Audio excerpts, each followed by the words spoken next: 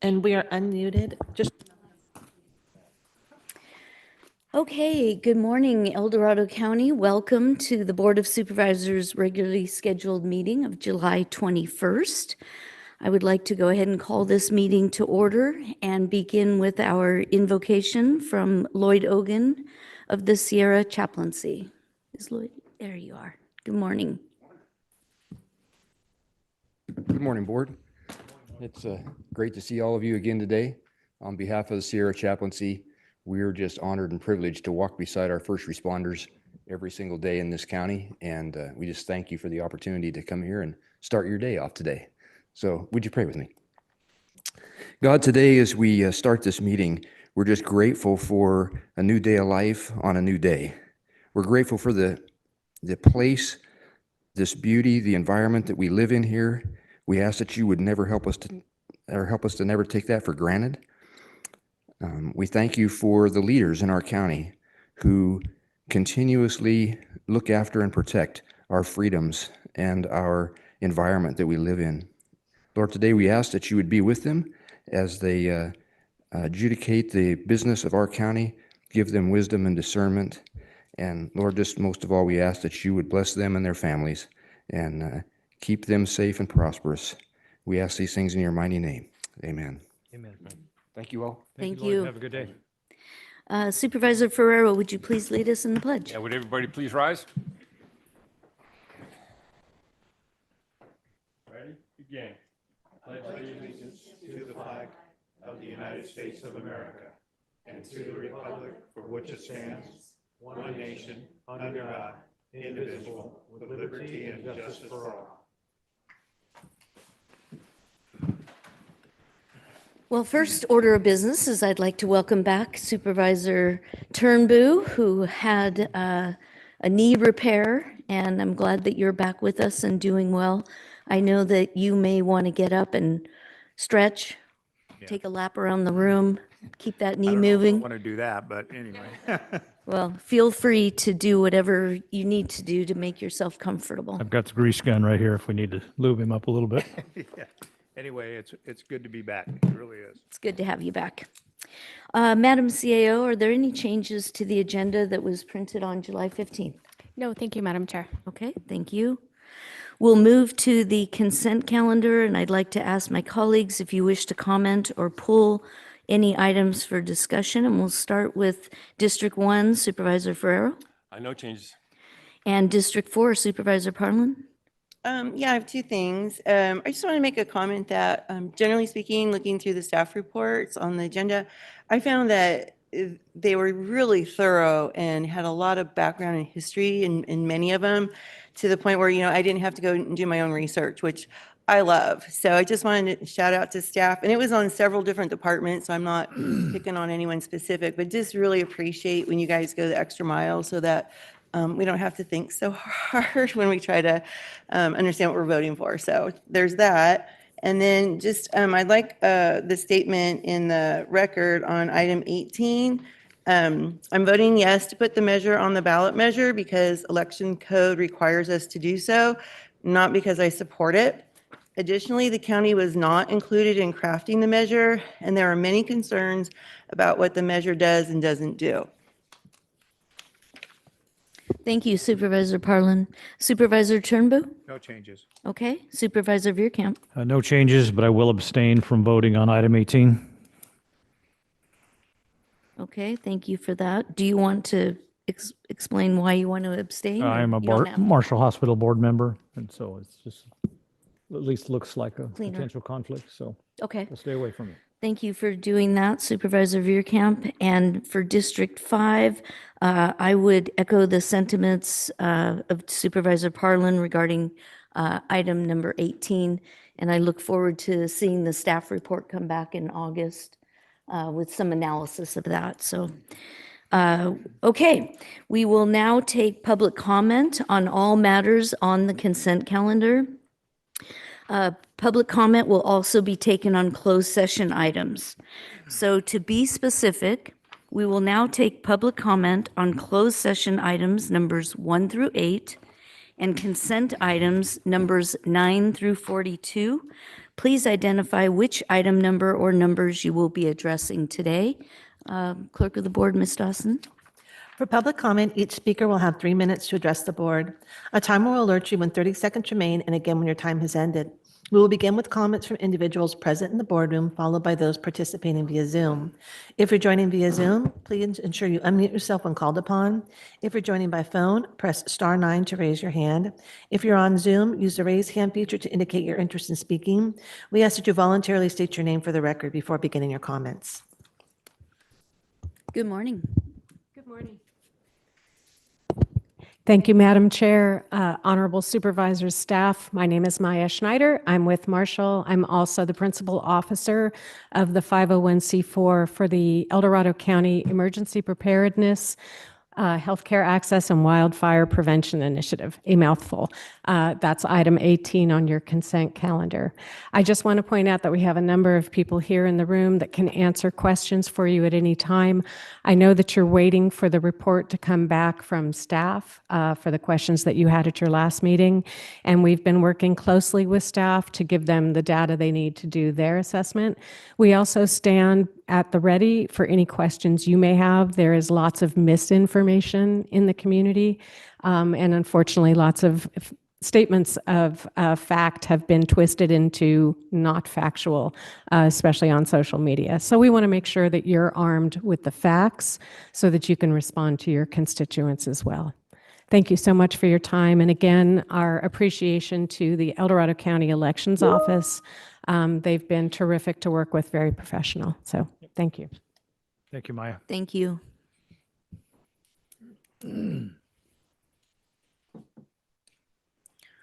Welcome home, former Supervisor Thomas. So good to see you. Good to see all of you today. I'm Wendy Thomas, and Honorable Madam Chair and Honorable Supervisors, it's a pleasure to be with you today. I am also speaking on item 18 on the consent calendar. In my mind, it is the most important initiative on the November ballot for El Dorado County's future. And thank you for the administrative action that you will take today. We know we need more money for wildfire prevention, and this will be a dedicated source for that.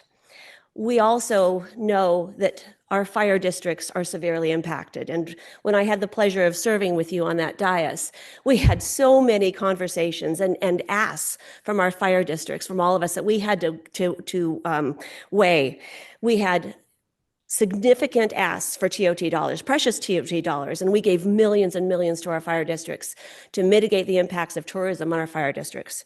We gave money to consolidation, and we've also had the perpetual fight over ERAF dollars. So we know our fire districts need additional funding.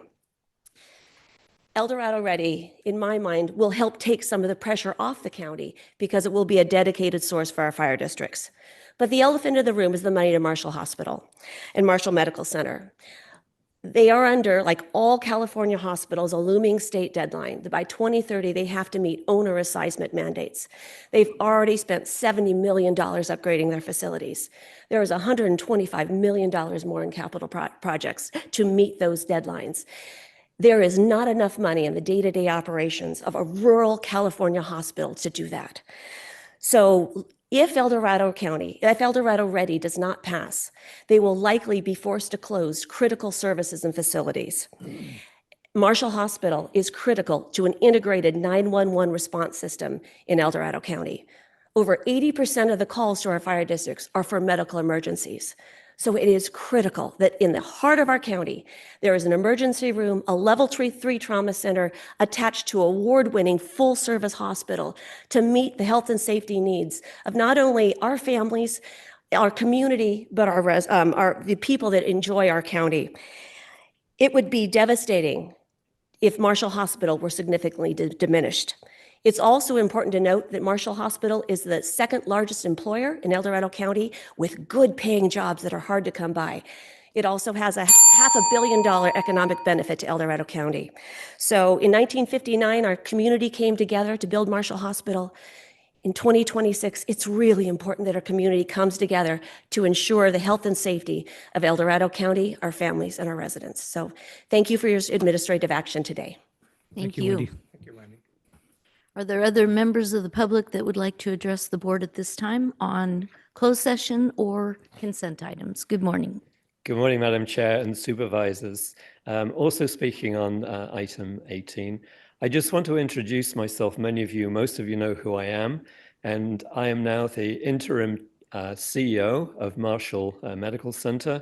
And I'd just like you all to know that I'm available for discussion. My door's open if you wish to reach out to me and have discussions about concerns or issues. I would welcome that opportunity. Thank you very much. Thank you, you. Martin. Other members of the public that are in the room that would like to address the board at this time? Okay, seeing none, may we go online, please? Now taking public comment from online participants. There's no additional public comment. Okay, thank you. I'll go ahead and bring this item back to the board for action. Ms. Dawson, do you want to read this item into the record? Approve of the consent calendar with the following changes. Supervisor Veerkamp will abstain from item number 18.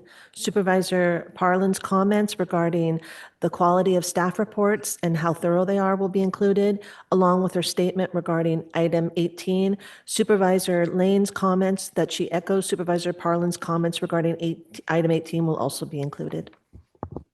Thank you. Is there any further discussion or a motion? So moved. Second. Thank you. There's a motion and a second. Any further discussion on the motion?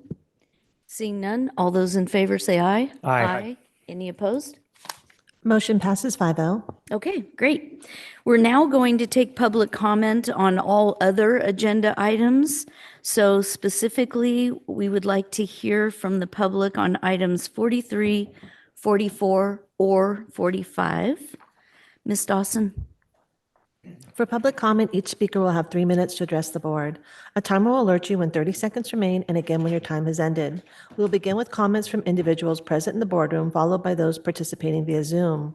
If you're joining via Zoom, please ensure you unmute yourself when called upon. If you're joining by phone, press *9 to raise your hand. If you're on Zoom, use the raise hand feature to indicate your interest in speaking. We ask that you voluntarily state your name for the record before beginning your comments. Are there any members of the public that would like to address the board on either items 43, 44, or 45? Okay, seeing none, may we go online, please? Now taking public comment from online participants. There is no additional public comment. Okay, thank you. We'll go ahead and move to our time certain allocation regarding item number 45, grand jury responses. Ms. Dawson.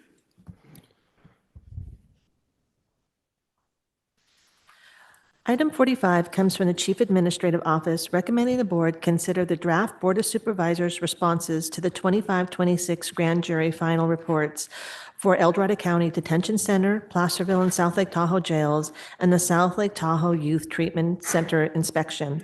El Dorado County-owned airports navigating change, El Dorado County Civil Grand Jury website bringing clarity to public process, and take one of the following actions. 1, direct staff to make changes and return to the board with a final report by July 28th of 2026. Or 2, approve the reports as final reports and authorize the Chief Administrative Office to submit them to the presiding judge. And at this time, I'd like to welcome our Principal Management Analyst, Mr. Grant Weber from the CAO's office. Welcome. Good morning, Board. Grant Weber, Chief Administrative Office. So as the clerk said, we have draft responses to 3 grand jury reports today.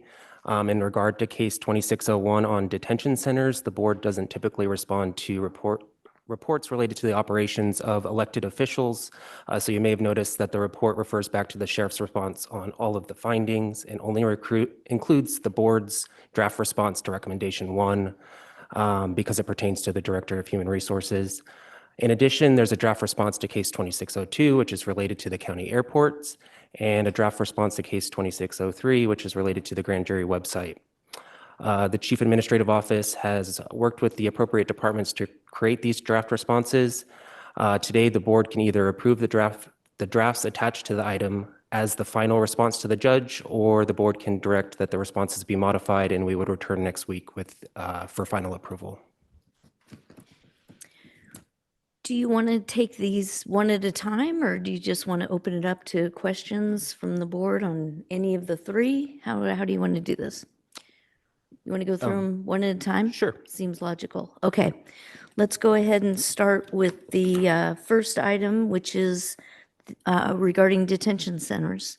Are there any questions or comments from the board on this particular item with regards to recommended responses? No? Nope. Okay. Let's go then to the second grand jury report, which is with regards to airports. Any comments, questions? I do have one. Supervisor Parlin. Well, I guess it's actually a longer comment than I want to, but yeah, thank you for staff, great responses. And I especially wanted to point out, I think it's in the responses, F5 looks like, right, where I think the grand jury doesn't understand the nuanced differences between a standing advisory committee versus an ad hoc workshop type committee, which we decided was the better way to go with the ad hoc and the two supervisors being, fully engaged in the workshops with the users. And yeah, they were big, difficult meetings, but we had, I think, I don't know, maybe four of them total over the last few years. Really well done.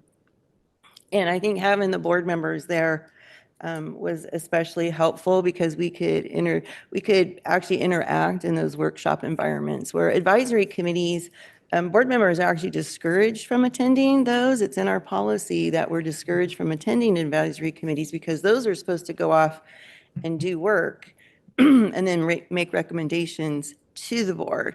And we shouldn't be there influencing that recommendation. So huge difference. And I really just appreciate that staff picked up on that and tried to explain it really well in this report. And again, airports, we just come so far. And I think that we're headed in a great direction with all the hard work that we've done. So thank you for your responses, the way they've been drafted. Great comments. Other comments, questions? No, I would concur. Okay. Seeing none, let's move to the third grand jury report, which was with regards to the website. Any questions or comments on this particular item? I also have. Supervisor Parlin. This is more of an observation perhaps, and maybe even a request, because where it says, the grand jury report says it's about the website, but then it says bringing clarity to the public process. And I think that's actually more important than the website. And I have two concerns about the grand jury actually itself. And so one of them is that, excuse me, I'm froggy this morning. I don't know why. I'm feeling that right now the grand jury, just generally speaking, not a specific one, but just generally speaking, has credibility problems. I really do, because sometimes the grand jury reports are so spot on and factual and actually informative, and then we get one that's full of opinions and speculation and not factual. So the question becomes, does anybody review these for that before they're published? We don't understand the process. I don't understand who is responsible for the final review, who would say, guys, this is not factual, this is opinions, and that shouldn't be published in my mind. And then also, I don't know if there's a way to correct information in grand jury reports.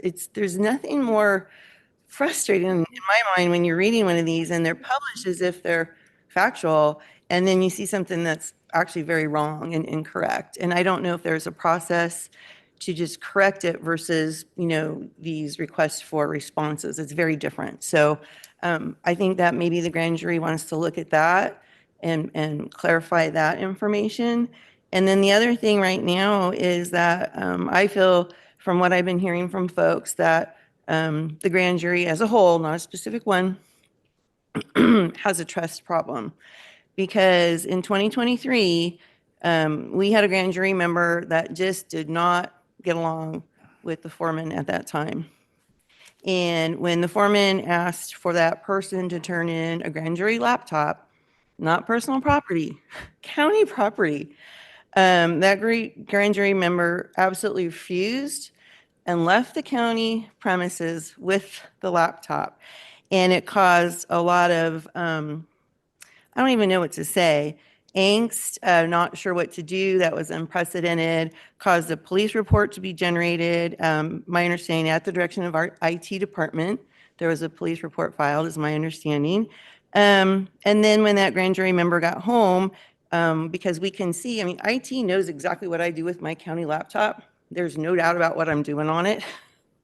So I'm very thoughtful about what I do on there, but they can see if you're downloading files, and that person went home with a county grand jury laptop and downloaded files. There's records of it.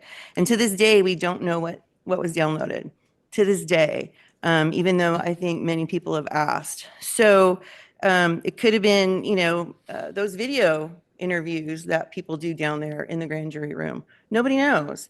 And so I've had some people ask me about when they go down to do their interview. And quite honestly, I've advised people, until we understand this better and what the security is so that this kind of stuff doesn't happen again, I advise people to request that the camera is not turned on, because there's this trust issue we don't understand. So again, this report says bringing clarity to the public process. I really think the grand jury should put it out there, either a report or a web page, about what is the process now? How secure is the data?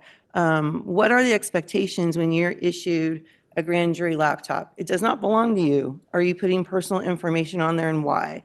So there's a lot there, but if the grand jury for now and into the future wants to be taken seriously with these reports, I think some stuff needs to be made clear to the public and county staff too. I mean, we're all interviewed, and when they request us. So there's a huge trust problem right now, especially with that breach of IT information. So I'm requesting that they publish something to address these concerns.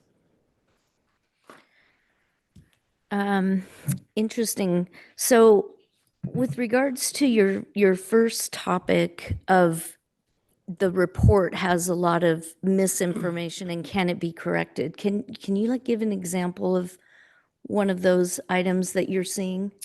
It's not one of these ones. These ones were pretty, I thought, fair. Okay. There's one that's been published, but the county's still working on deciding if we're going to respond or not, because we weren't required to. But it has statements in it that are just not factual.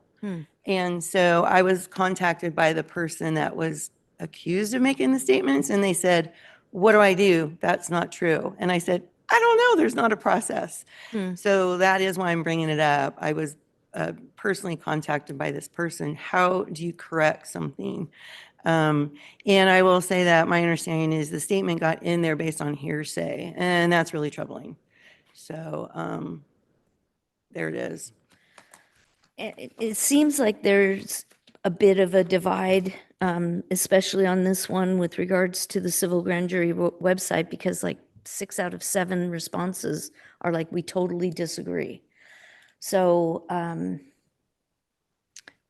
don't know how to really go forward with that, except to respond to the process, which is what we're being asked to do. And we reserve the right to not agree or partially agree. On a couple of them, we partially agreed. So other questions or comments? Got one. Supervisor Ferrero. Regarding the content on the website, who's responsible for that? Is there a county department that oversees that, or is it the grand jury itself? The grand jury itself is responsible for the actual content, and then the IT department works in collaboration with the grand jury to post the content. So if they create whatever material that they want to put on the website, IT will post it to the website for them. Okay, so their recommendations, actually, they can do fulfill themselves. that themselves. Yes. And if I guess it would be IT is not doing it, then we would have a problem to address, but they control the content. They control the All right, content, thank you. correct. Good question of clarity there. Other questions, comments? Okay, then I'll go ahead and ask the board to either propose an action item at this time, or if there needs to be further deliberation. Madam Chair, I'll move the responses and on to the next step. I'll second it. Okay, there's a motion and a second. Is there further discussion? Seeing none, all those in favor say aye. Aye. Any opposed? Okay, Motion passes 5-0. thank you. Okay, so we have a couple department matters that we could bring forward at this time. Our next hearings are not scheduled until not before 10 a.m. So would we be ready to work with item number 43, Human Resources, recognition of RIP participants? Would that be okay? Ms. Dawson, would you read this item into the record? Item 43 comes from Human Resources Department, recommending the board recognize the employees who have participated in the retirement incentive program. And welcome, Mr. Cruzco from Human Resources, our director. Good morning. Good morning. Thank you. Yeah, I'm pleased to bring this forward. And I've had some conversations with a couple of the board members and Sue's office, and we thought it would be nice to recognize the folks who took the retirement incentive. We lost a lot of employees through this process, which means a lot of knowledge walked out the door. So departments are working hard to, fill vacancies and keep their operations running. We did put together a list of the folks because I think it's important for everyone to see how many years of service some of these folks had. And of course, we started this back in September of last year. We had 2 phases to the retirement incentive program. I won't go into all of the details, but we thought it would be nice to acknowledge and recognize 81 employees here who have a ton of service that have left. I think on the last slide, once we get to it, I don't want you to go too fast, but it shows the cumulative number of years of service here. We'll get to that in just a moment. There it is, 1,700 years of service in total. That's impressive. So I just personally, I wanted to thank all of these folks for their years of service, and I'm sure you feel the same way. We thought it would be nice to, like I said, acknowledge them. There are a few more employees who haven't left yet who the board approved to leave in the next few months. They're working on some important year-end duties. So when all is said and done, we'll have over 80 county employees who took advantage of the retirement incentive program. So with that, I'm happy to answer any questions that the board might have. Thank you. I'm glad that you brought this item before us. I do think it's so important to recognize, and I wish we could take back some of it. Yeah. We were just kidding. Other questions, comments from my colleagues? No, I agree. I really appreciate you bringing the item, and it was good to see everyone recognized there on the screen here at the meeting. So thank you for that. Yeah, Sure. great. Okay, anything else? I'll just echo that, Joey. Thank you for bringing the item. It looks like the auditor controller probably lost the most, but there's Yeah. some people in there with a lot of years of experience and done Yeah. a great Took job a for the big county. hit. But even down to the lowest years of service, we really appreciate all their service, and this county would not function without them. So we will hope to do the replacing best we can and move on. But we wish them all good luck in their retirements, and whatever their next endeavor is. Yep, Thank you, absolutely. Chair. I Yeah. just want to make one more comment. Please. Brian, and you look at all the people or the names and all the years that they put into this county and was dedicated to this county. So I just feel it's, well-deserved for the retirement. I wish them the best in their retirement and hope we can replace them because there's a lot of these people who are going to be really hard to replace, especially with all the knowledge they have. Yeah. And I wanted to add one last thing. This is important, that the reason that the board approved us doing this was to ultimately generate some savings to the county. a big chunk of folks just left at the end of June last month. So we don't know exactly what the salary savings are yet. I just want to be fully transparent. It's too early to tell that. But at some point, I believe the CAO's office is going to work on crunching the numbers to find out a more accurate number of how much the county saved through this process. Yeah. Perfect. Thank you, Joey. Yeah. Thanks, Joey. Sure. Cost and benefits. It's hard. This looks like it was just intended for the board to recognize these folks. I don't think we need to make a motion at this point, right? So we'll move on to your next item, Mr. Kruzko, and that would be item 44, which is the new Ag Commissioner appointment. Ms. Dawson. Item number 44 comes from Human Resources Department, recommending the board, 1, appoint Jessica Fowler to the position of Agricultural Commissioner and Sealer of Weights and Measures effective August 8th, 2026 at step 2 of the salary range, and 2, end the acting assignment and restore Corinne Larson to her prior classification of Assistant Agricultural Commission and Sealer of Weights and Measures effective August 8th of 2026. Welcome back. Oh, thank you. You didn't go It's anywhere. been a long time. Yeah. Please. Thank you, Board. Again, I'm pleased to bring this item to your attention today. As you know, Leanne Mila left the county after many years of service. She retired at the end of last month. Ironically, she took advantage of the retirement incentive program. In preparation, we knew that Leanne was going to be retiring. We launched a statewide recruitment between March of this year and April. It's such a nuanced, specific kind of job in a rural county, being an ag commissioner. We didn't get a lot of applications. It didn't surprise us. Very few qualified candidates. Of the qualified candidates that we did get, we had 2 interview panels. One was comprised of 3 of our current ag commissioners and the ag commissioner from Stanislaus County. And then the second panel was with 3 internal executive staff members with our county. Very competitive recruitment, but ultimately Ms. Fowler, Jessica Fowler, was ultimately selected. A little bit about Ms. Fowler. She's been the ag commissioner in Calaveras County for the past 6 years. Before that, she was the deputy ag commissioner in San Joaquin County for over 2 years. And going back before that, she worked as a senior ag biologist for over 13 years here at El Dorado County. So she's coming back after all of those years. Ms. Fowler has a bachelor's degree in environmental toxicology from UC Davis. Highly qualified. We're recommending, as Kim mentioned, an August 8th start date for her to wrap up her current role and start with us. And we're recommending step 2 of the salary range. Ms. Fowler's here. I'd love for her to come up if she would like to.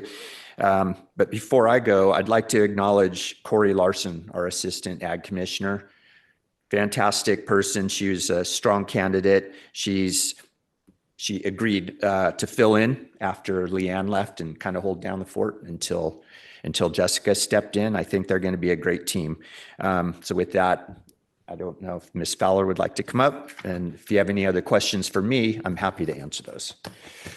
Any questions of Mr. Kruzko at this time? Nope, very thorough. Thank you, Joey. Ms. Fowler, would you like to come forward?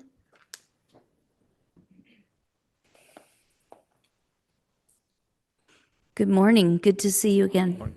Madam Chair, honorable members of the board. For those who don't know me, I'm Jessie Fowler, and I'm hoping to be appointed as your next Agricultural Commissioner and Sealer of Weights and Measures.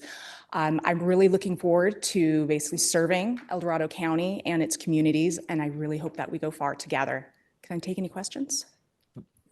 Good. Thank you, Jesse. On behalf of the board, I would welcome you to the El Dorado County family. We are looking forward to your leadership and also to Mr. Kruzko's comments. Ms. Larson, we believe that the 2 of you will make a very strong team, and we very much appreciate what she was willing to do in the meantime to keep the wheels on the cart. So a big thank you to Ms. Larson, and welcome to you, Ms. Fowler. Thank you. I appreciate that. And thank you for the warm welcome. I wasn't expecting that. Absolutely. That's what we do. Madam Chair, if you'll indulge me, I would like to move that we approve item 44 and appoint Jessica Fowler to our Ag Commissioner and thank Corey Larson for filling in very much. Second. Okay. Okay, there's a motion and everybody seconded it. I'm sorry, All so right. who was the second? I believe Mr. Ferrero was first. Any comments, questions on the motion? All those in favor say aye. Aye. Aye. Any opposed? Motion passes 5-0. Congratulations. Thank you. Congratulations.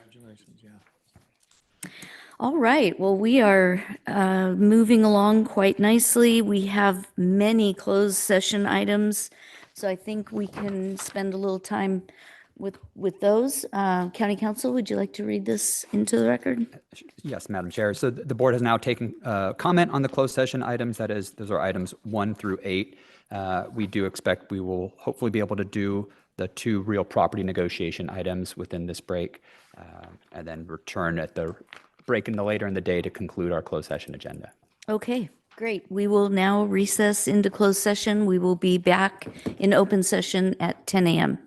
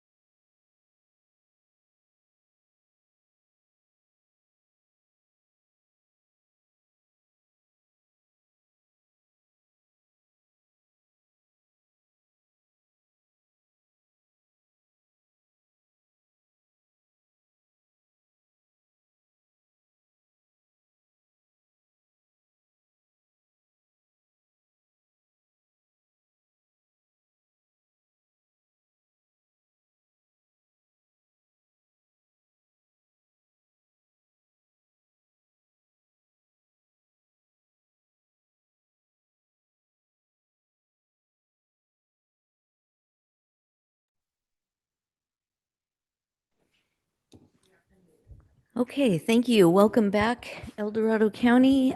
We just recessed out of closed session. County Council, do we have any report outs? Thank you, Madam Chair. The board did complete items 2, 3, 5, and 6, and there is no action to report out. Thank you for that. All right, let's move on to our time certain hearing. This is item number 46 from the Environmental Management Department. I'd like to go ahead and open the public hearing and call on the clerk of the board to read this item into the record. Item 46 is a hearing from Environmental Management Department recommending the board adopt and authorize the chair to sign a resolution, environmental management fee schedule and policy and procedures, thereby rescinding the prior resolution 187-2019. And at this time, I'd like to welcome our Director of Environmental Management, Mr. Warren. Glad to have you here. Thank you, Madam Chair. Good morning, Board. Jeff Warren, Director for Environmental Management. I'm here today to request the Board's approval of the updated department fee schedule and the billing rate for fiscal year 26-27. The framework for the fee development was originally established under the Resolution 187-2019 and was adopted on October 22nd, 2019. That framework used department budget data to determine the hourly billing rate along with a time study analysis to quantify the average effort required to deliver each service. Using the fiscal year 25-26 budget, Environmental Management, in collaboration with the Chief Administrative Office, Community Development, Finance, and Administration, has completed a full cost analysis. Our billing rate analysis follows a standard full cost recovery model, with direct cost including personnel performing the service and any non-personnel or contractual cost directly required for the activity, and indirect cost including administrative, supervisory, and technical support, shared departmental expenses, and countywide overhead allocated through the annual cost allocation plan. Cost recovery is essential to that the department can sustainably deliver mandated public health and environmental protection services without drawing on general fund support. Aligning the fees with the actual cost of providing services help maintain operational stability, ensures compliance with state requirements, and prevents program costs being shifted into the general fund. The updated fee schedule reflects this cost recovery model, incorporates state required inspections and state pass-through fees, and eliminates fees that are no longer in use. Environmental Management does not utilize general funds for this operation, and there's no change to the net county cost. The hourly rate and individual fees will be increased by approximately 28.9%, which equates to an average increase of roughly 4% a year since 2019. The average increase of 4% a year aligns with cost of living trends and reflects the steady growth in personnel, regulatory, and operational expenses over that period. The resolution also contains a provision allowing the CAO to implement an annual adjustment to the fee schedule based on the San Francisco, Oakland, Hayward area consumer price index for all urban consumers, rounded to the next dollar, that would be effective on January 1st each year. Adoption of the proposed schedule will maintain target cost recovery rates, support long-term financial sustainability, and ensure continued alignment with state mandates. And thank you. I'm happy to address any questions. All right, thank you, Mr. Warren. Are there questions, comments from the board? Thanks. No? Okay, seeing none, then let's go ahead and open this up for public comment. Ms. Dawson. We are now taking public comment specifically on item 46. Each speaker will have 3 minutes to address the board. A timer will alert you when 30 seconds remain and again when your time has ended. We will begin with comments from individuals present in the boardroom, followed by those participating via Zoom. If you're joining via Zoom, please ensure you unmute yourself when called upon. If you're joining by phone, press *9 to raise your hand. If you're on Zoom, use the raise hand feature to indicate your interest in speaking.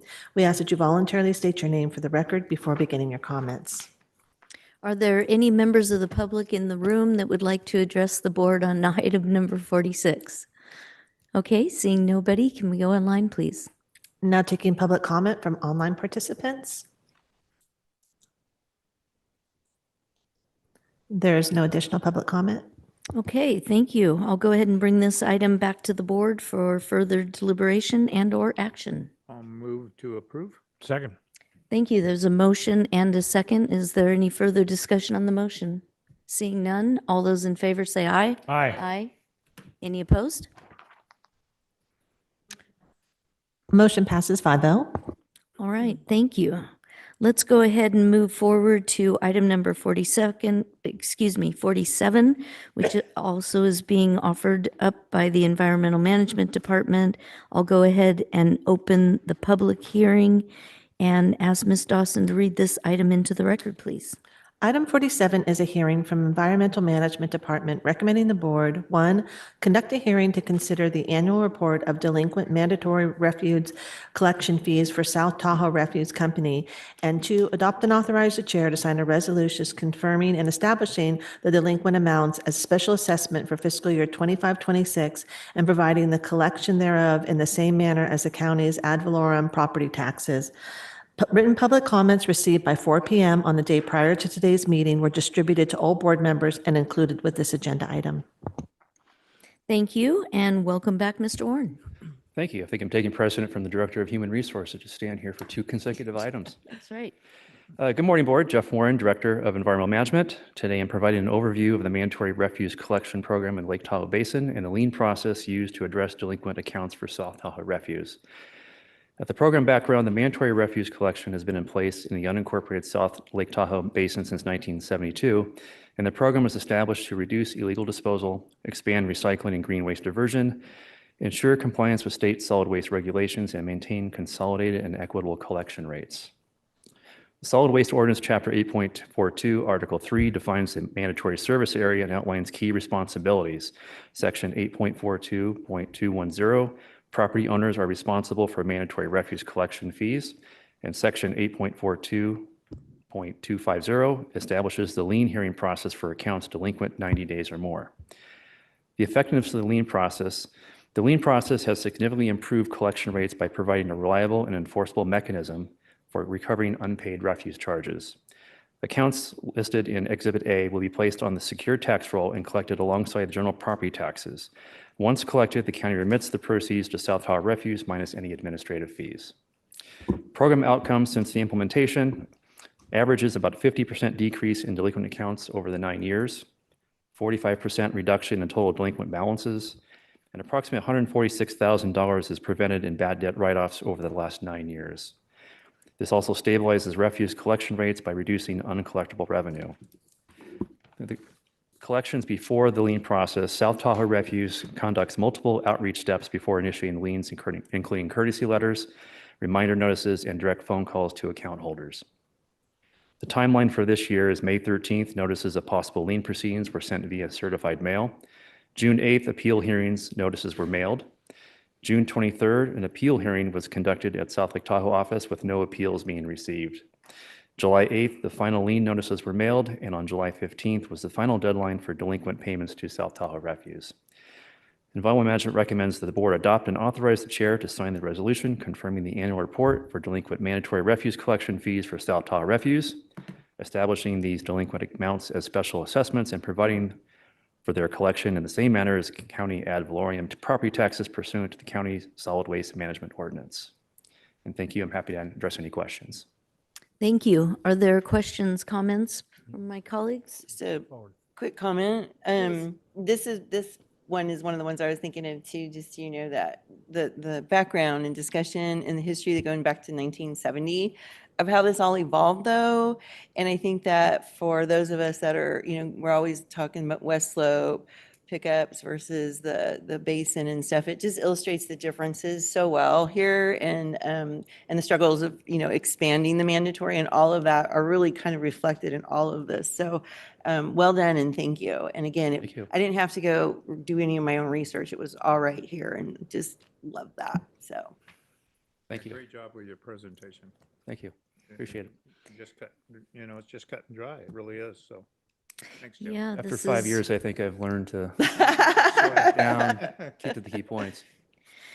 Yeah, South Tahoe Refuse has been doing this for years, and the city of South Lake Tahoe receives a similar report and approves it. And I particularly appreciated the summary that you have in the packet. And I think you and I talked about even expanding that a little bit more so that we understand how it ultimately gets collected and returned to the system, and it prevents a lot of money and losses if we weren't able to do it this way. So this is it's a really clean process. Yep. That was my last late addition for you. Yeah, that was good. That was good.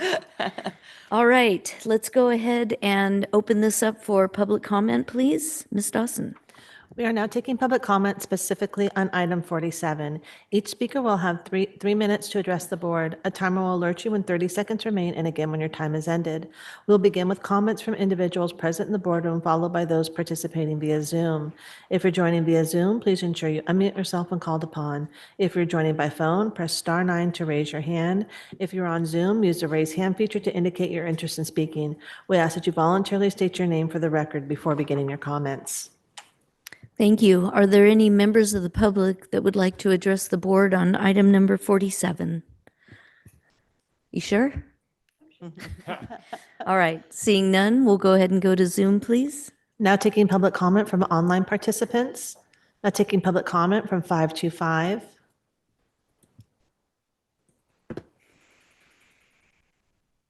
Hi, this is Lyle Bennett Koshan, resident El Dorado County.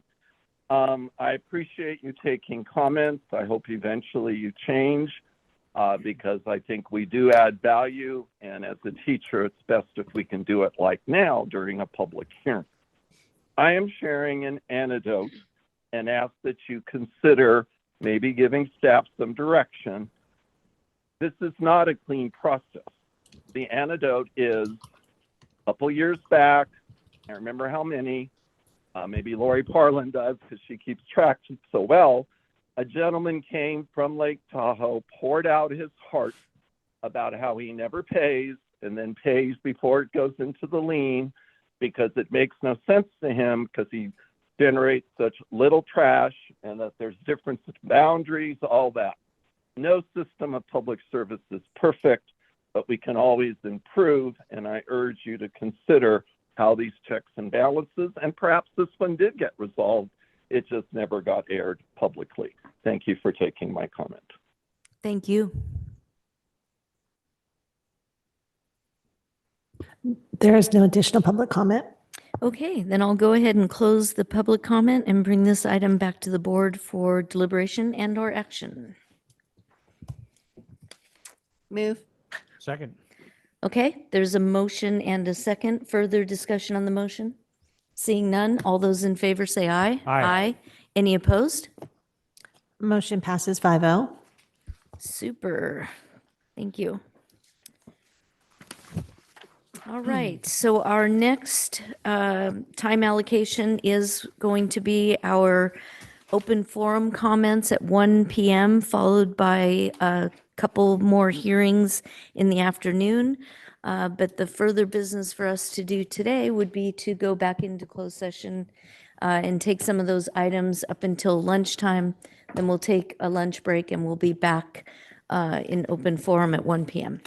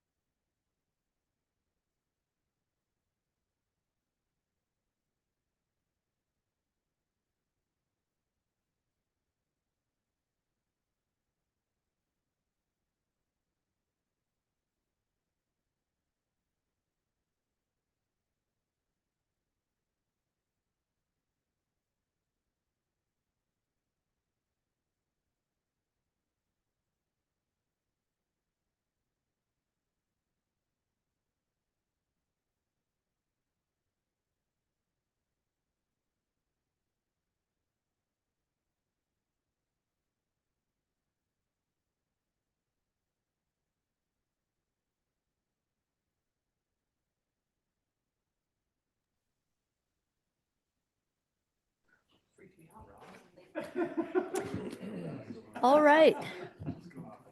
Welcome back, El Dorado County, to the afternoon portion of our regularly scheduled July 21st meeting of the Board of Supervisors. I'd like to ask County Council if we have any report out from closed session. We do, Madam Chair. On item 7, on a 5-0 vote, the board authorized the initiation of litigation. In accordance with Government Code Section 54957.1, the nature of the action, the defendants, and other particulars shall, once formally commenced, be disclosed to any person upon inquiry, subject to certain exceptions outlined in the Brown Act. That concludes my report. Thank you. Okay, thank you.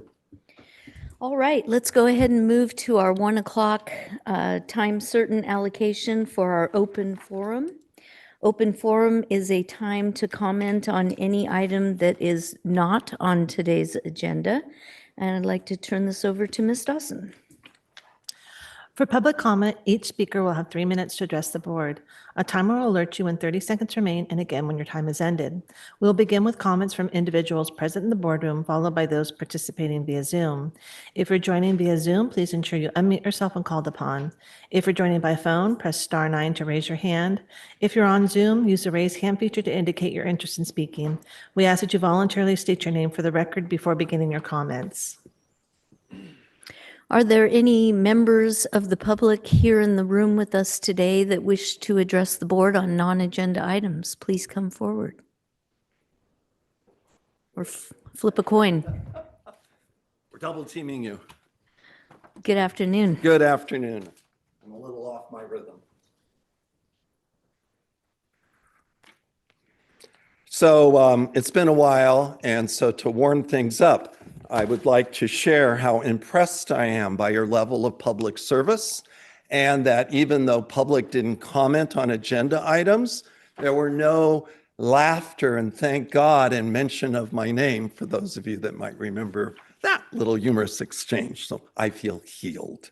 And then I would like to compliment the level of public service that I observed riding up here. I saw a gentleman of great wisdom consuming his food. And I just want to commend anyone who has a red tie on for that level of service. Bad joke. Thank you. Oh, God, it brought back memories of teaching, and I hope that's not all the time. So here I am, and I'm urging you to continue your dialogue about the flyers I'm handing out, which is the Clubhouse El Dorado. I've spoken to you before about some of the challenges in my family, and the last time we went to the ER room, time before last, and then to the PUF unit. And it was an amazing example of what I say, the heart of El Dorado. You don't have everything they have in Sacramento, but you have the key, which is the people. Same with your staff and everything else. The PUF unit stretched itself because you don't have the tiers that after people are stabilized acutely. So this time, the recommendation of the treatment team was to have a transfer done to Sacramento County where the tiers exist. Oh, God, did I miss this place. $1 billion corporation bought out the hospital, stripped it of almost all its services, the bare minimum. And I had to move heaven and thank you, secretaries, because none of the CEOs, they all have, I know the rules. You phone up and you ask, and they say, well, get in line. We have 40 more complaints ahead of you. But you work through the secretary. I then get to talk to the nurses, and we get them out at 2 weeks as opposed to another 40-day hold, all of which is monitorized by the corporate headquarters. Then we cobble it together because, unfortunately, he wasn't acute enough to qualify for the treatment beds that we were hoping for. So ultimately, we come back up here. I cannot speak enough about how NAMI Clubhouse, and through all of this, you phone a helpline, they're a lifeline. So anything you can do to keep these doors open, and public policy, a lot of this money gets spent in jails and hospitals, so I hope you find it. Thank you. Thank you.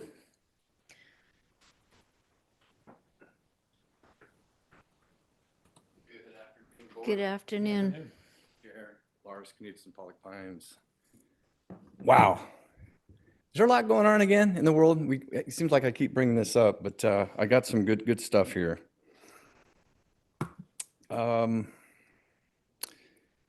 fires, earthquakes, a lot of shaking going on. But the Lord said, he's going to shake everything, but that which is not shook shall remain. And I'm going to remain, be steadfast with our King. You're going to hear of wars and rumors of wars. See that you're not alarmed. If people are freaking out right now, take a check to see who you're really serving. We're so caught up. If you get caught up with God and carry his presence, not an accident that I got to see my brother yesterday. Talks about earthquakes. He says these are the beginning of birth pains. There's another man of God that said that we're in the time of the water has broken. 5 pipes down in LA just broke. Just imagine that. Jehoshaphat. Jehoshaphat means Yahweh judges, or Yahweh is judge. The terror of God was on all the kingdoms of the land when they heard that Yahweh had fought against the enemies of Israel. And he's still doing that today. Praise God. Then Jehoshaphat kingdom was quiet, for his God gave him rest on every side. That's how you know if you're serving God. That's how you know you have rest in the middle of all this shaking going on. I'm fed up and I'm done with evil. Woe unto them who call evil good and good evil. I used to be one of them. His time is short. Then I heard a loud voice in heaven say, the salvation and the power of the kingdom of our God and the authority of his Messiah has now come, because the accuser of the brethren, also known as the liar, has been thrown out, the one who accuses them before our God day and night. They conquered him by the blood of the Lamb and the word of our testimony. For they did not love their lives in the face of death. Therefore rejoice, you heaven and you heavens, you who dwell in them. Woe to the earth and the sea, for the devil has come down unto you with great fury, because he knows his time is short. We got 37 seconds. I got some other things, but I'm gonna pray right now, because God does not hear hypocrites, and I used to be a hypocrite. He hears worshipers. And I worship God in spirit and truth. I don't come just to speak. I want heaven to shake our county like never before, so that when we leave here, we have peace, we have love, we have hope, we have light, and we have truth. And I ask in this last 11 seconds that God touch this place with your Holy Spirit like never before. In the mighty name of Jesus Christ of Nazareth, amen. Thank you. Are there other members of the public in the room that would like to address the board on non-agenda items? Seeing none, may we go online? Now taking public comment for online participants. Now taking public comment from 390.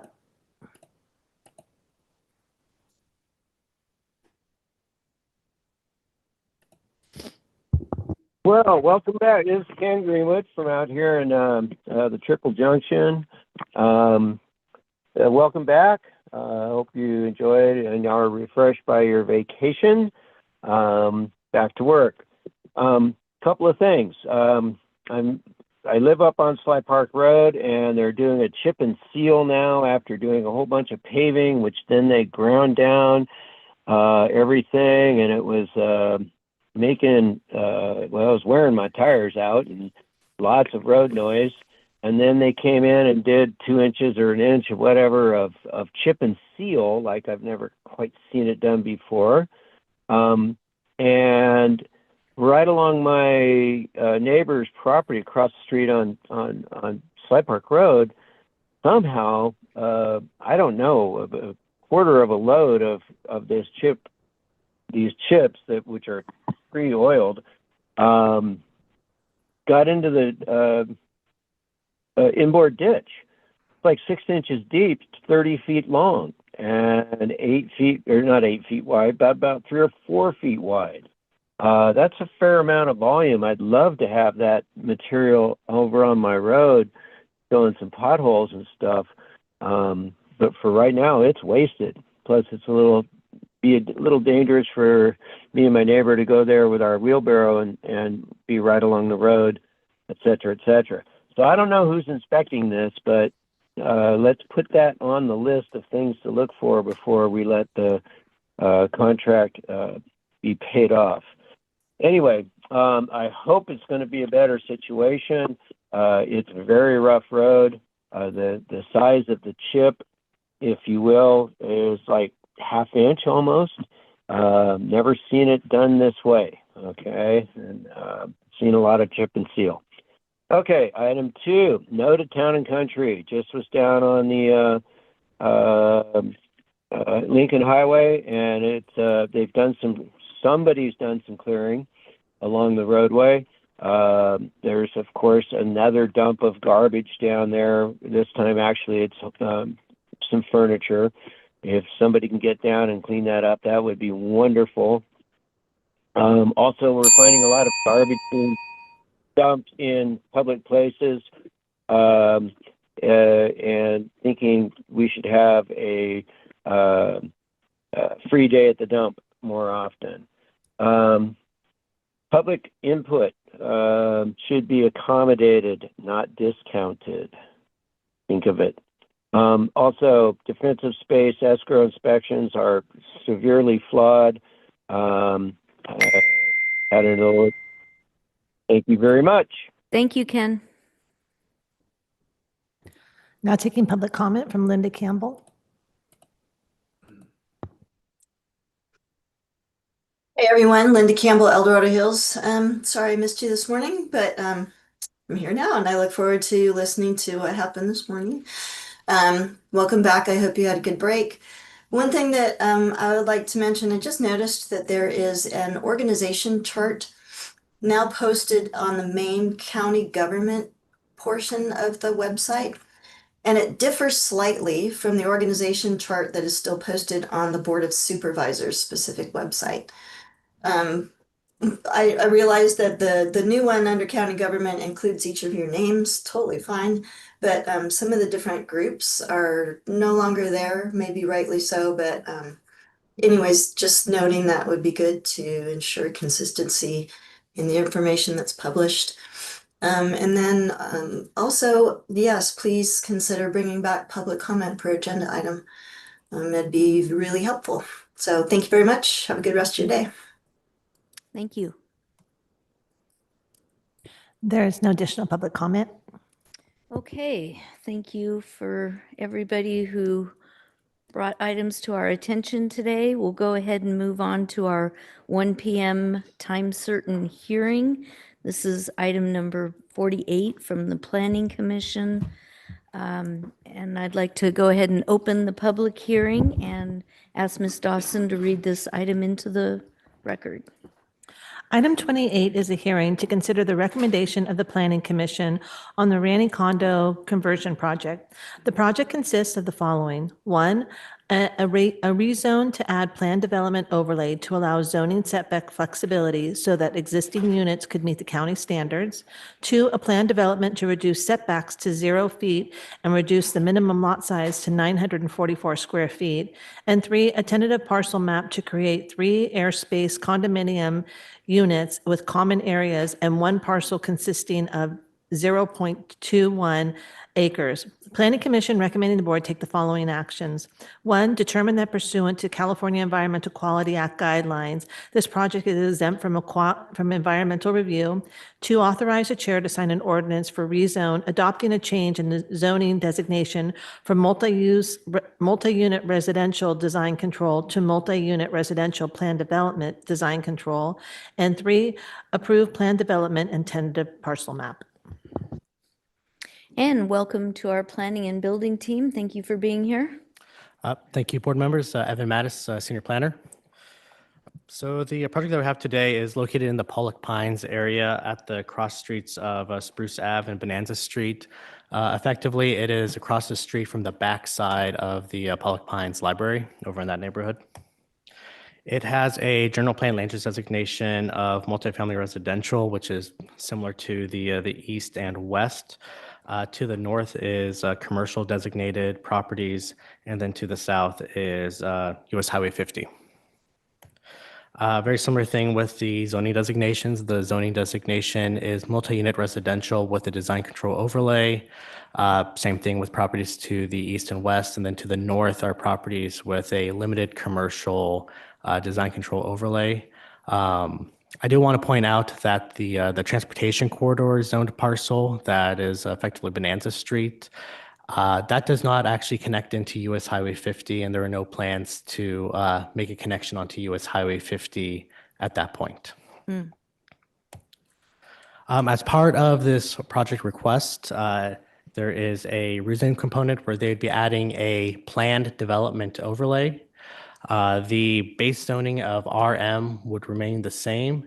The PD overlay is required for condominium projects per zoning ordinance to allow for flexible development standards.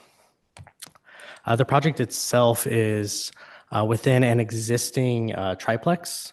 There are 3 units. Each unit would become its own individual parcel.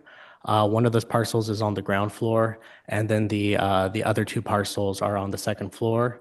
The remaining would become a common space parcel, and that includes the parking as well as laundry facilities. The planned development overlay is required for effectively reducing the setbacks since you're creating a parcel within a structure, as well as the minimum parcel size. The smallest parcel is 944 square feet.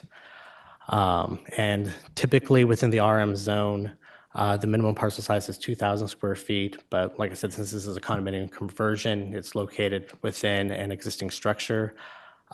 Effectively, this is a change of ownership project. The intensity and the use would not change. It's the ownership of the individual units themselves. And the current tenants do get a first right of purchase should the project move forward. The project has been found to be categorically exempt pursuant to 15301 and 15305 of the CEQA guidelines. And then the Planning Commission recommends that the board determine that pursuant to California Environmental Quality Act, Guidelines Sections 15301 and 15305, this project is exempt from environmental review.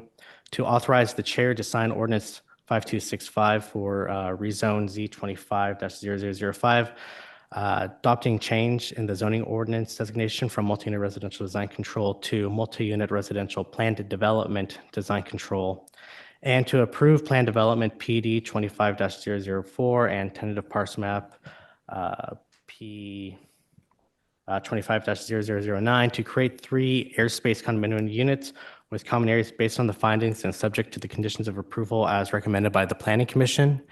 That concludes my presentation, and I'm happy to answer any questions that you may have. Okay, great. Thank you for that presentation. Questions or comments from my colleagues? Anybody? Straightforward. Okay. Let's go ahead and open this up for public comment. Ms. Dawson. We are now taking public comment specifically on item 48. Each speaker will have 3 minutes to address the board. A timer will alert you when 30 seconds remain, and again when your time has ended. We will begin with comments from individuals present in the boardroom, followed by those participating via Zoom. If you're joining via Zoom, please ensure you unmute yourself when called upon. If you're joining by phone, press *9 to raise your hand. If you're on Zoom, use the raise hand feature to indicate your interest in speaking. We ask that you voluntarily state your name for the record before beginning your comments. Are there any members in the room that would like to address the board on this specific item number 48? Okay, seeing none, can we go on to Zoom, please? Now taking public comment from online participants. Now taking public comment from Linda Campbell. Linda Campbell, El Dorado Hills. So I think I brought up in the Planning Commission too, but there's a reference to a homeowners association. And so I don't recall if there's an existing HOA in the area, if it's just going to be under this, and what exactly the HOA is being created for. So typically, I believe that's done when there's bonds, or could just be an agreement. So I guess just to make sure that it's clear that as it's moving forward, whoever's going to live in these or buy these has a clearer understanding of the structure of the HOA that'll be included with it. That's it. Thank you. Thank you. There's no additional public comment.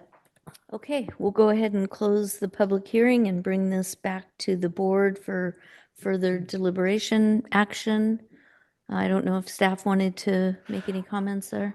Yes, so we can expand upon the HOA. It's an HOA or similar entity just to maintain the common space parcel. That makes sense. Okay, thank you for that clarification. Other questions, comments, or action by the board? Okay, somebody want to take a stab at the motion? It's in your district. Did you want to do this one?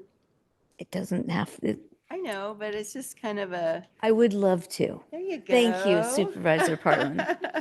I would be more than happy to move approval of this item as presented by staff. I'll second that. Okay, thank you. There's a motion and a second. Any further discussion? Seeing none, all those in favor say aye. Aye. Any opposed? Motion passes 5-0. Okay, perfect. Thank you, board. Thank you. Thank you. Thank you for being here. And we'll see you back at 2 o'clock on the next item, or at least somebody from planning and building. Oh, I'll be back at 3. Okay, you'll be back. Okay. All right. So with regards to where we're at on time allocations right now, the only thing we could do at this point, because we cannot start again until 2 o'clock for item number 49, would be to do to and froms if people were prepared to do that, or we can do it later. But that's about all we have to fill in. Yeah. Any preference? Do you want to do it maybe after the 2 o'clock? Were people ready for that? Yeah. You want to do that? I've got to make a phone call right now anyway. Okay. Yeah, let's do that. Okay, we'll do that. So we're going to go ahead and break now, and we will reconvene at 2 p.m.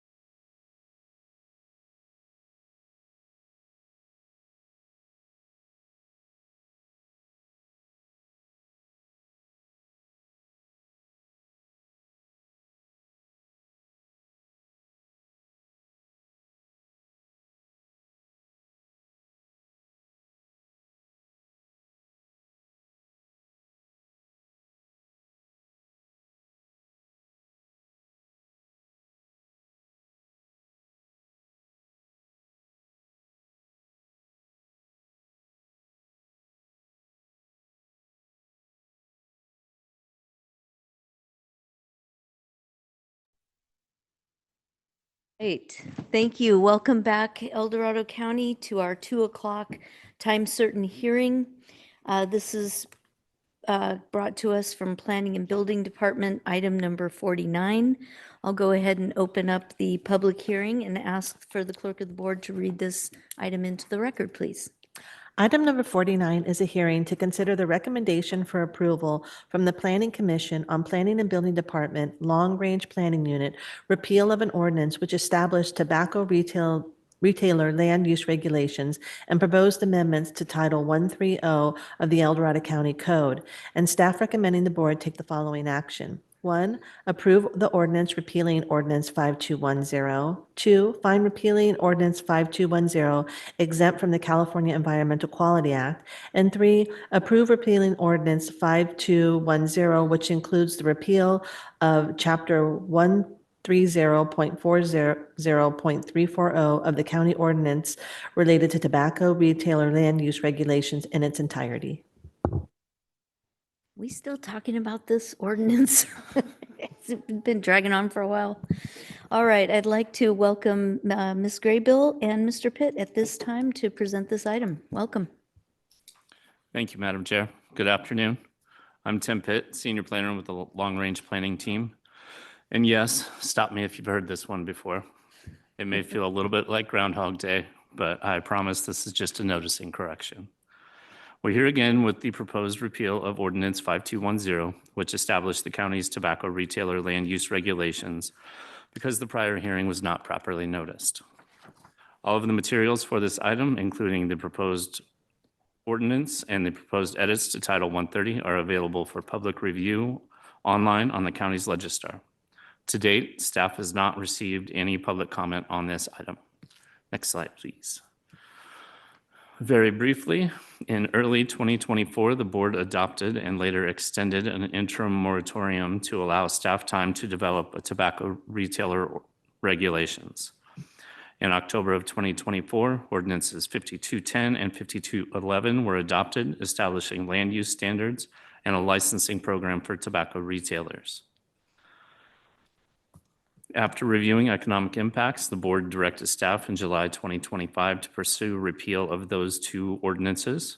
ROI 147-2025 initiated repeal of Ordinance 5210, and Ordinance 5211 was repealed in November of 2025. In March of this year, the Planning Commission recommended repeal of Ordinance 5210 on a 4-0 vote, and suggested the board consider a future ROI to explore a more balanced regulatory approach. Next slide, please. Repealing Ordinance 5210 would remove tobacco retailer-specific land use regulations, delete Section 130.40.340, and update the commercial land use matrix in Title 130. Tobacco retailers would return to the zoning provisions that applied before these standards were adopted. Next slide, please. As I briefly mentioned on slide 2, the Planning Commission heard this item on March 12th of this year, and they voted 4-0 in support of repealing Ordinance 5210. The commissioners also added one extra recommendation to staff's recommendation. They suggested the board consider a new resolution of intention to explore a more balanced regulatory approach that takes both health and safety and economic impacts into account. With that, staff is recommending that the board take the following actions today. First, find the repeal of Ordinance 5210 exempt from the California Environmental Quality Act under Sections 15060C2 and 15378. And second, approve the repeal of Ordinance 5210, including the removal of Section 130.40.340 of the County Zoning Code and updates to the land use table to reflect this repeal. Again, if the board chooses, you may also include the Planning Commission's added recommendation regarding a future ROI. If approved, these changes would take effect 30 days from adoption. This concludes my presentation as staff is here for any questions. Thank you, Mr. Pitt. Are there questions, my colleagues? Questions, comments? No? Comments? Same comments as the first 2 times, I think. I'm going to ask that the record reflect the same message that I have the prior two times that I'm not supporting this because I think that we could have had a compromise and modified instead of repealed. So I've already emailed that to the clerk to reflect in the record. Perfect. And I think I'm intrigued that the Planning Commission picked up on exactly what I think is the problem, and that is, you know, the first time that a previous board heard this item, it was really focused on the safety of our youth and our residents in general, just that we have so many establishments that sell cigarettes, and that really, when you look at our population, it was probably too much. So how do you regulate that fairly that works for the retailers? So then new board comes in, they want to take a second look at this, and it's heavy on the retail side. So, you know, we kind of like swung on both sides of the pendulum there. And I think the Planning Commission, you know, really got it right when they recommend that we look at something different that balances the regulatory approach with health and safety. And that is really where I believe we need to go at this point. So I continue to not be in favor of this, as I believe also we could have modified it to consider what the retailers were expressing without throwing the baby out with the bathwater. So I too am not in support of this item. Any other questions or comments by my fellow colleagues? Okay, then let's go ahead and open this up for public comment. Ms. Dawson. We are now taking public comment specifically on item 49. Each speaker will have 3 minutes to address the board. A timer will alert you when 30 seconds remain and again when your time has ended. We will begin with comments from individuals present in the boardroom, followed by those participating via Zoom. If you're joining via Zoom, please ensure you unmute yourself when called upon. If you're joining by phone, press *9 to raise your hand. If you're on Zoom, use the raise hand feature to indicate your interest in speaking. We ask that you voluntarily state your name for the record before beginning your comments. Are there any members of the public in the room that would like to address the board specifically on item number 49? Please come forward.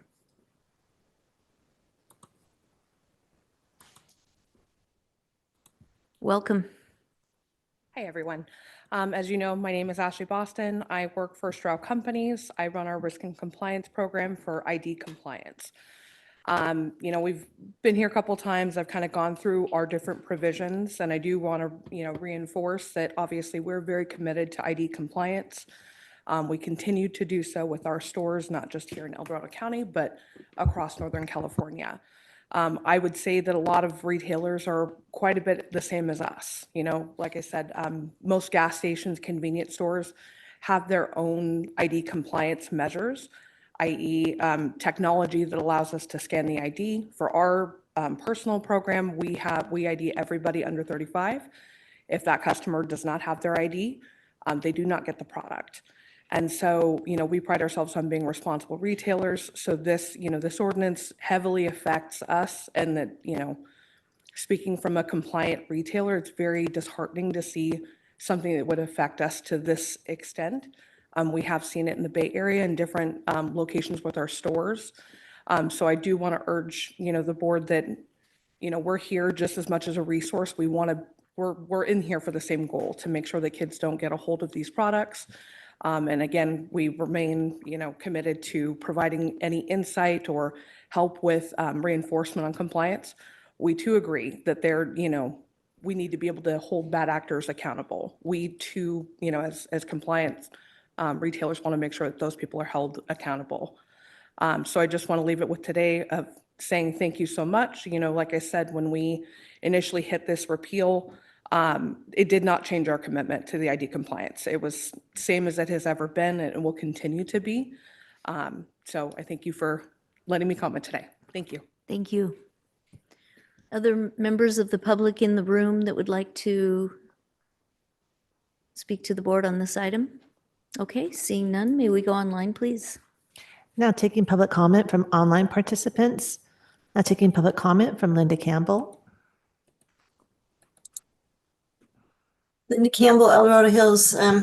So I want to say, obviously there were good intentions with this initially, but there are already state regulations in place, and it seems like a step of over-regulating without consideration of the economic impacts. So actually, I'm in agreement to approve and repeal this particular item. So, thank you. Thank you. There's no additional public comment. All right, we'll go ahead and close public comment then and bring this back to the board for further deliberation and/or action. Madam Chair, I would move the repeal of the item 1, 2, and 3 of item 49. Second.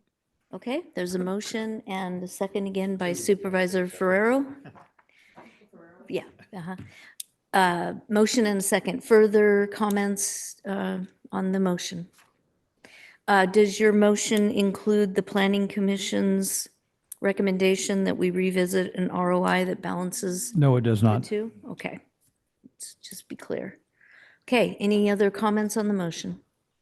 All those in favor say aye. Aye. Any opposed? No. Motion passes 3-2 with Supervisor Lane and Supervisor Parlin registering a no vote. All right. Thanks, you guys. Thank you, Planning and Building, for being here. Thank you. All right, we are going to go ahead and move to board member updates. Let's see. Supervisor Ferrero, are you ready? I am. Thank you. Okay, go for it. All right. Participated, going back a few weeks ago now, the NACO Justice and Public Safety Steering Committee meeting, national phone call, Zoom call. And then last week participated in the CSACs. They had a overview on the state budget and their opinions on the state budget. They weren't really thrilled with the way things unfold at the state level, and I think there's a lot of smoke and mirrors kind of in the state budget. Supervisor Trimble and I participated in the West Slope VHR Ad Hoc Committee meeting and it's going to, our recommendations should be brought forward to our board on August 18th. Behavioral Health Commission was last Wednesday. And over the course of the last few weeks, I had multiple meetings with department heads and constituents. Thank you. Yeah, thank you. Supervisor Veerkamp.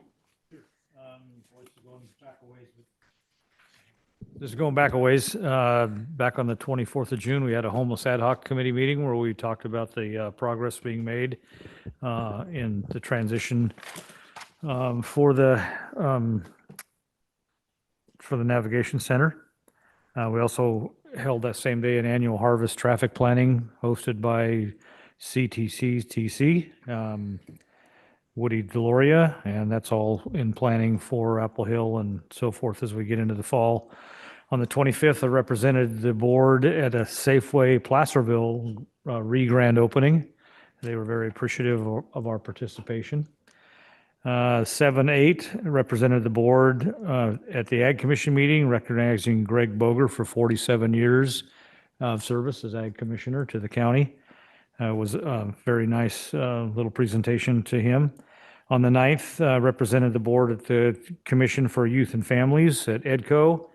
And the major discussion there was about the LIFT program that is going on in the last event that was held up in Tahoe. That was very well received, and again, progress being made towards youth and families and the ability to represent youth. On the 14th, we had another Navigation Center event, which was a town hall at the Nav Center, where staff discussed the transition plan and its timing. And I think it was fairly well received by all. Sue was there as well.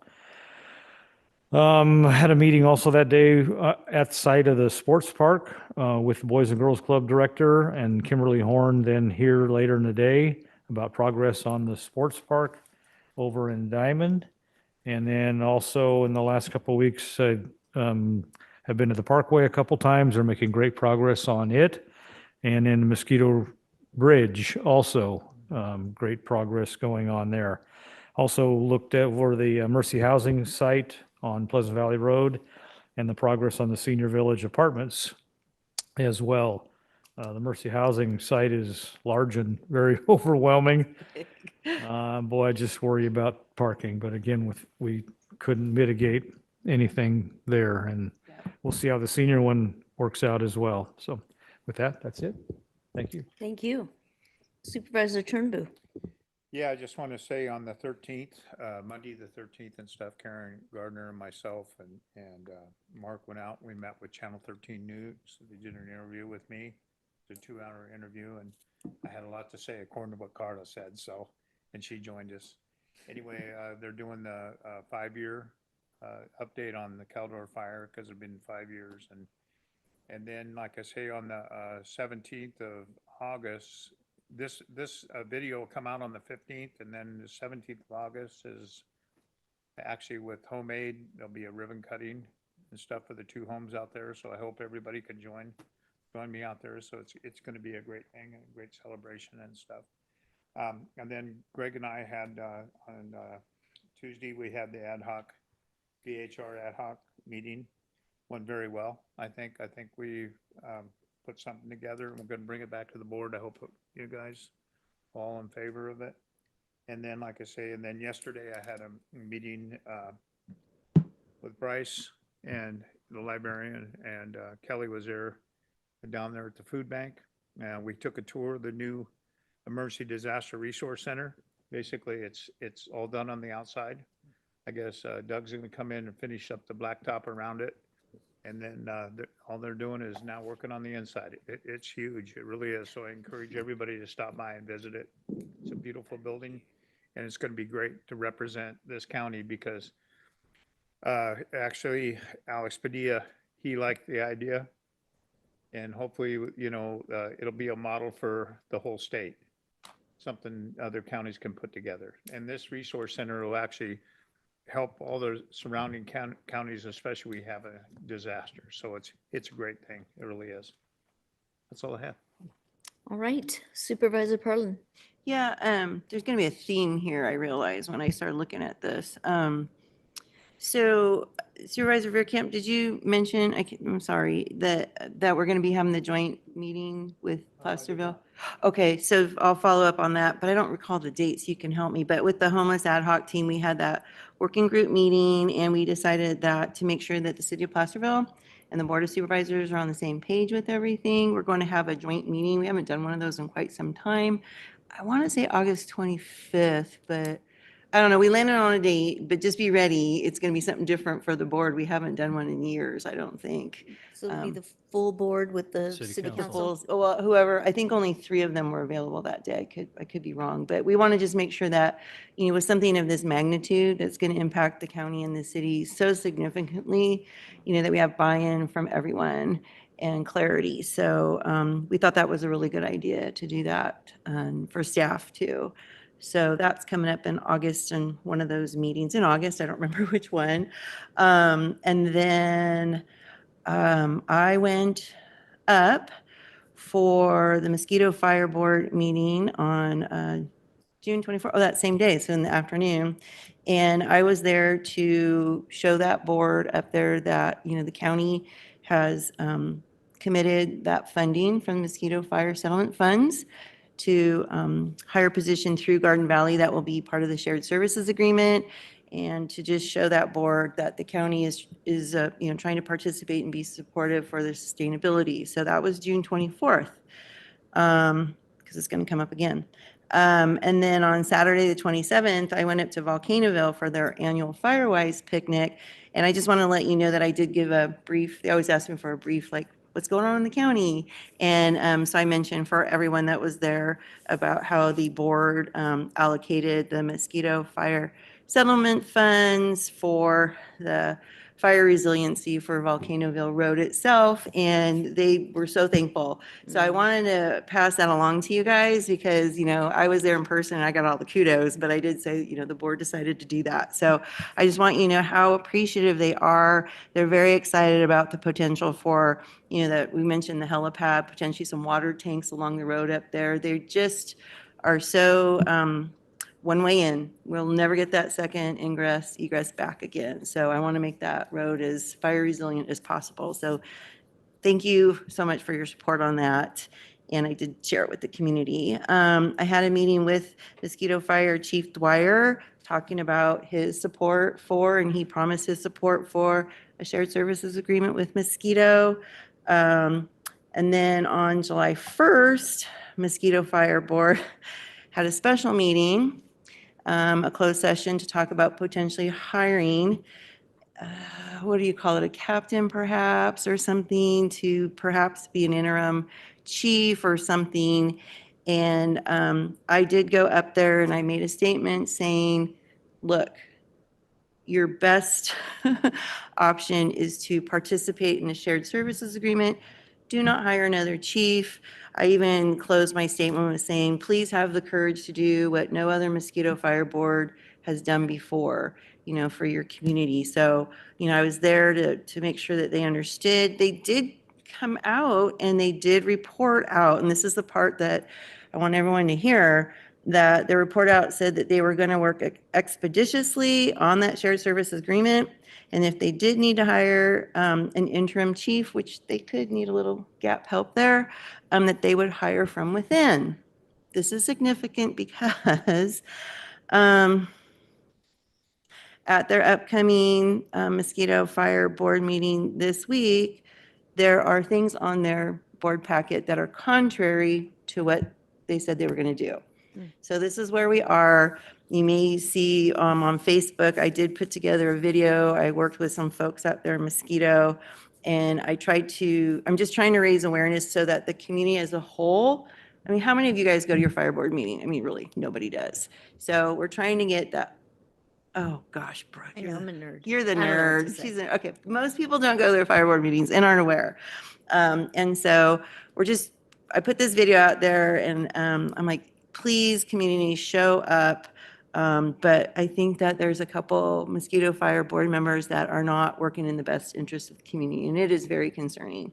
And I mention this for many reasons, because the county, the board has put money towards this effort. Many of you are on LAFCO and you're aware of their situation. So I am doing my best to persuade them to do the right thing. And I have to say, I'm looking over at Sue right there, our CAO. She has been phenomenal. She's been trudging out there to these meetings with me, helping guide me what to say or not to say.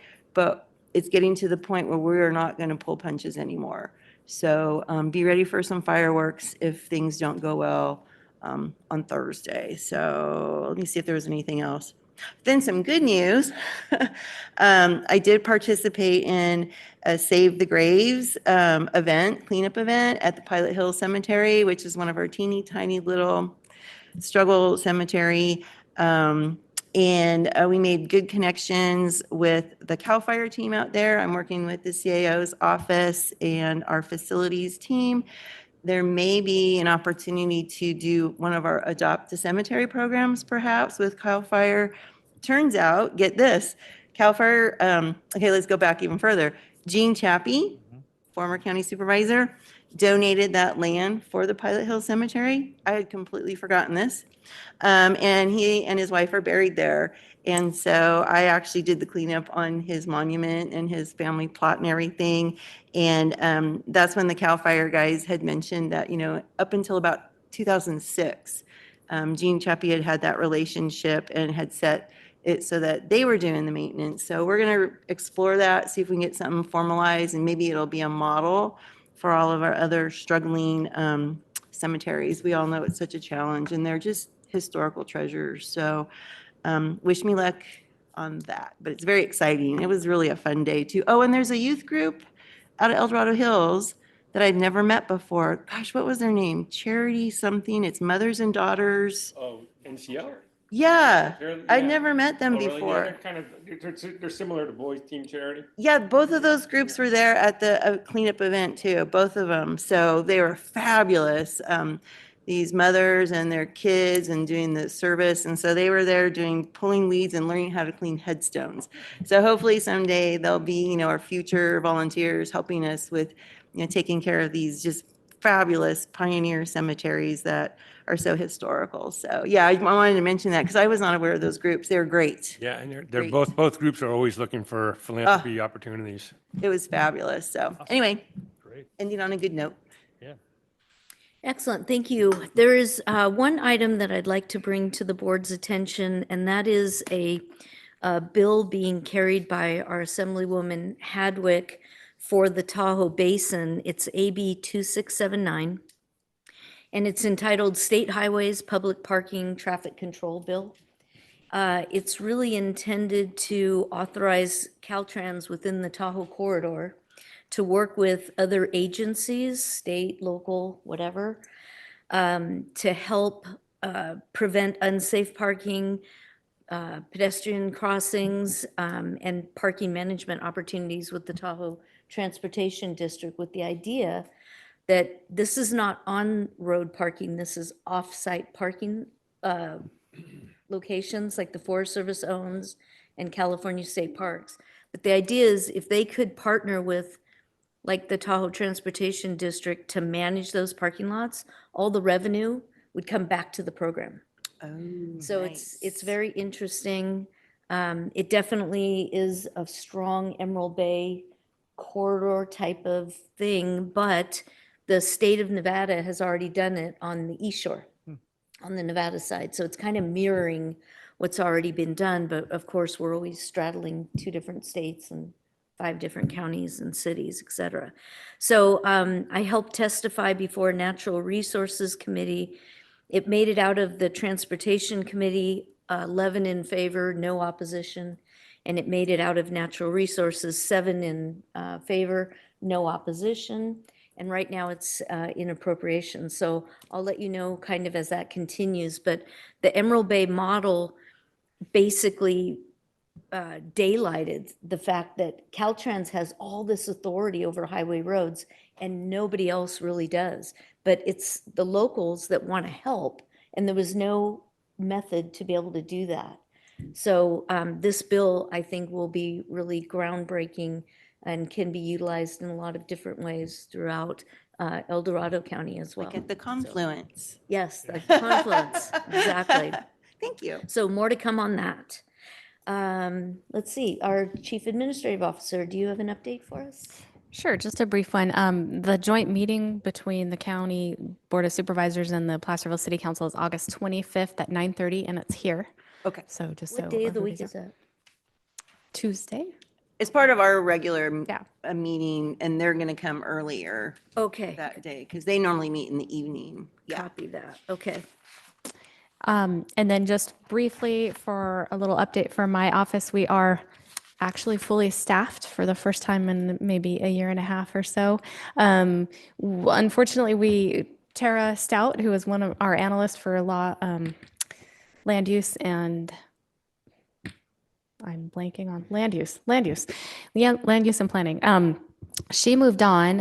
However, we have hired Yvette Watts from HR as an analyst in our office, and we have Jennifer Franich back in the mix as our land use and planning analyst. So we will be getting an updated analyst assignment chart out to you all so you and your assistants know who to contact for what. But we're excited as always. We've got a great team, and so we'll keep chugging along, and hopefully we stay staffed for a while. Doesn't the board have to vote on whether or not Tara could go somewhere else? Right? Big loss. Okay, thank you. And I understand that next week Supervisor Veerkamp? I You're- will not be here. No. Okay, So you're doing something Carry on. fun, so. I am. We're going to let you go this time. Okay. All right, we still have a little bit of time. We'll take a 30-minute recess until our 3 p.m. 2 hearings at 3 p.m. So we'll be back at 3.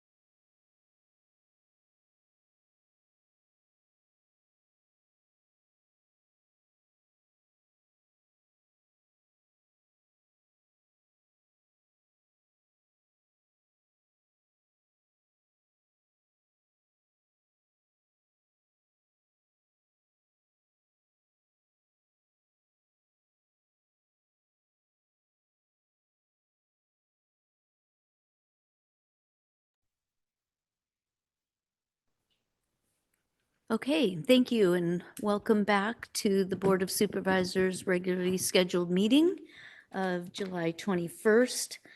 We're in the final section of our agenda. We have 2 hearing items for 3 o'clock, time certain. These are both being offered from the Planning and Building Department.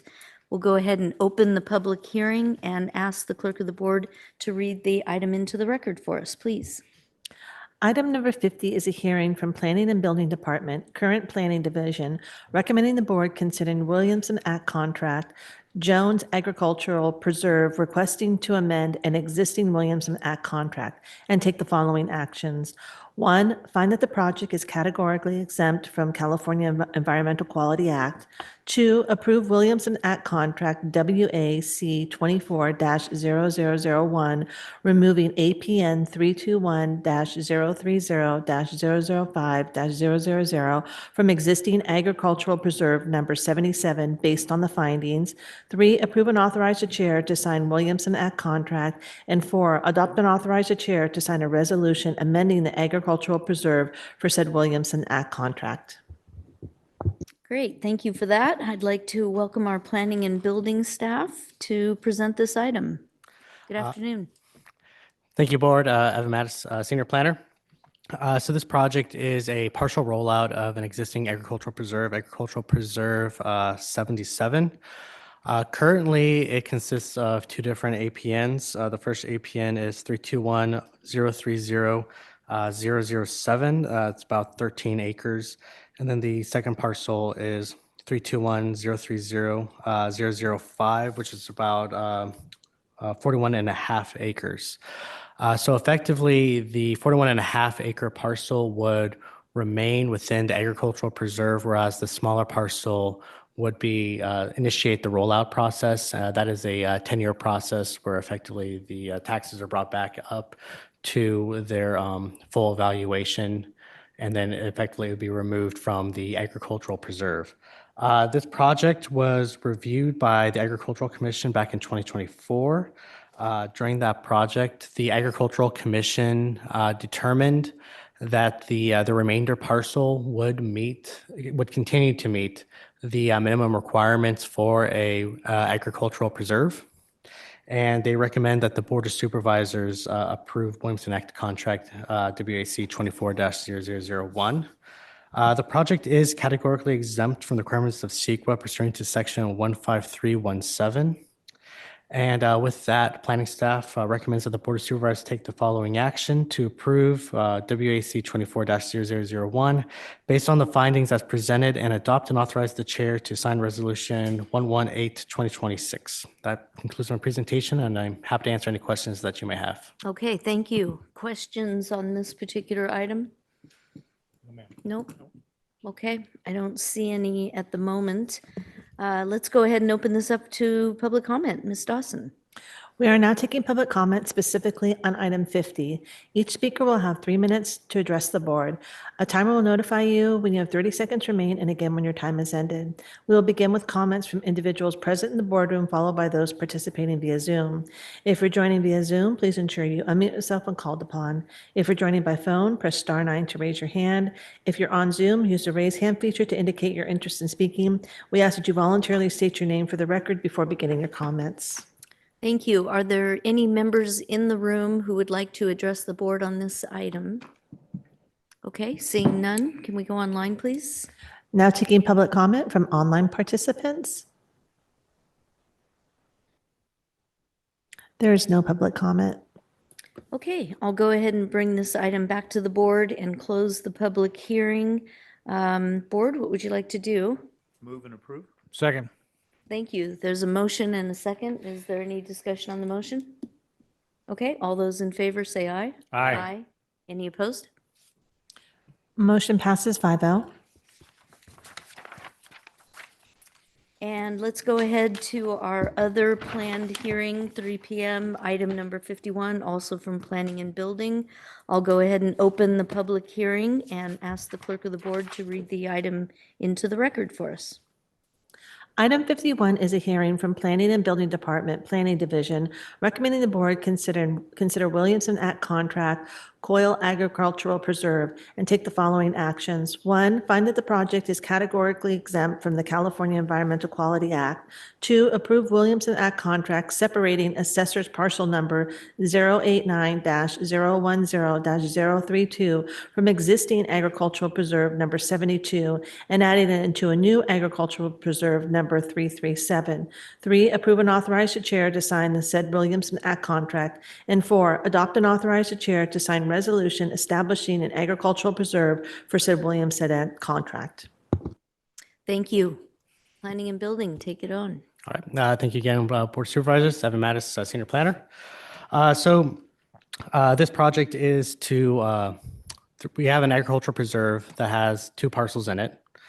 This project would separate out one of the parcels. That would be APN 089-010-032 and incorporate that into a new agricultural preserve.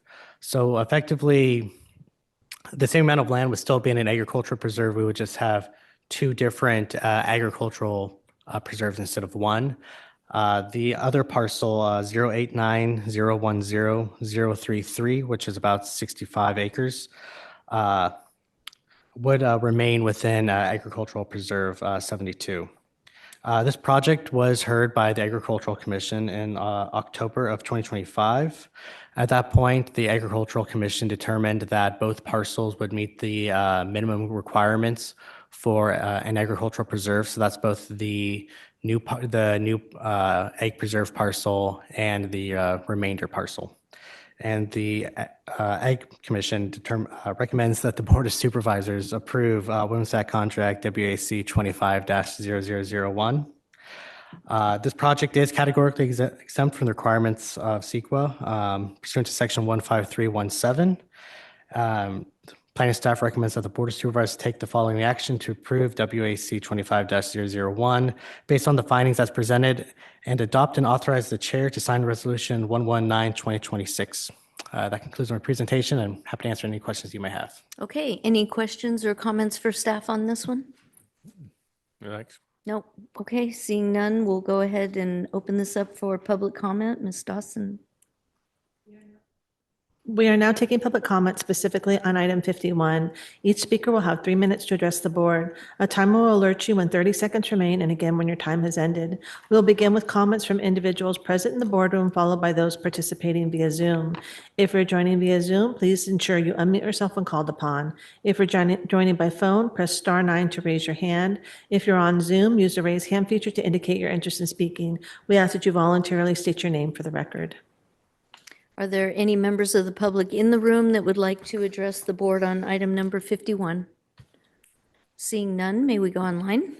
Now taking public comment from online participants. There's no public comment. Okay, I'll bring this item back to the board and close the public hearing. What is your pleasure? Move and approve. It's in District 4. I would like to move this item. You guys could find it. All right, I'll second it. Thank you. You're welcome. Okay, there's a motion and a second. Is there discussion on the motion? Seeing none, all those in favor say aye. Aye. Any opposed? Thank you very Motion much, passes staff. 5-0. Thank you. Thank you, Board. Thank you. Thank you. Okay, we stand adjourned 3:08. 308.